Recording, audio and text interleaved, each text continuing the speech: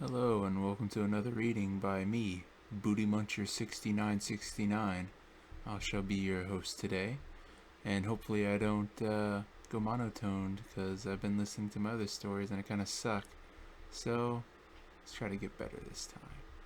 This is going to be one that is more monetizable, not because I'm making money, because I have like 4 subscribers, so I'm balling already. But it's just so more people will see it. So let's get this kid-friendly expedition on the way. The story shall be called The Fair Messenger by me, Booty Muncher 69. Chapter 1: The Millionth Package. The mundane duties of delivery is often overlooked by the people of Earth. They wake up, they get dressed, they eat, they go to work, they get back, pull the mail from their small metallic boxes, then they go to bed. They never expect their delivery to be misplaced or lost amongst the thousands and thousands of pounds of paper sitting within that government-led facility. But what happens when that message doesn't make it to your quiet house? When that package travels from one end of the world to another? When planes and boats and cars are all a figment of people's wildest dreams? That is the life a young elven boy lives every single day. That is the life of... "Dreamer!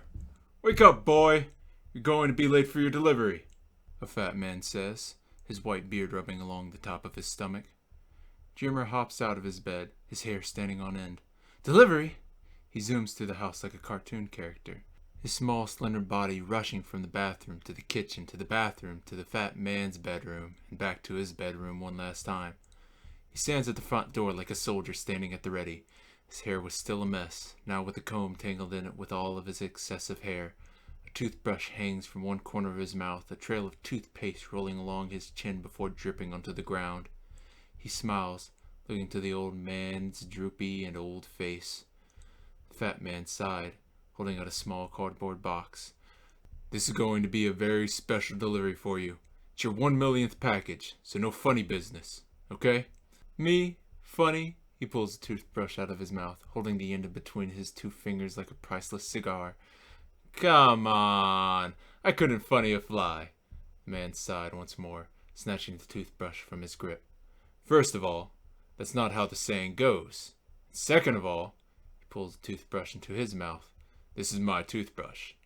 He watched as the color drained from the boy's body, taking almost an enjoyment out of watching him lick the curtains in an attempt to remove that taste from his mouth. He grabs the child's arm, pulling him to the front door. "Enough of your shenanigans, Dreamer. You're running late as it is," the man said, his toothbrush bouncing around the inside of his mouth. He grabs a leather bag hanging from a metal hook, handing it to the boy. "And don't forget, Dreamer, you're not allowed to open the box. I don't need to repeat of last week." "What? I didn't expect the potion to spill over like that." "And I expect half the town to be turned into angry ducks." The boy's eyes stared blankly off to the side as a traumatic event resurrected inside of his memory. Everything looked like delicious bread. I didn't think it was a baby until it was too late. "What? Nothing?" "Whatever." He pushes Dreamer out, forcing the box into his hands. "Make sure you deliver it on time, and don't open it." He slammed the door shut, leaving Dreamer alone outside. Dreamer kinda just stood there for several seconds, confused. "Well, guess I better look at where this package is headed." He brings the box into the sun's light as various trees sway peacefully above him. He was dressed in a yellow shirt with brown shorts. His hair was beautiful gold, stretching about 2 inches high. People always mistaken him for being 7 years old when noticing his height. But, unlike humans, elves age vastly slower than all the other races, even though he still had the mind and appearance of a 13-year-old who was exactly 375 years old. Let's see here. 427 north. He froze, feeling the world shatter around him.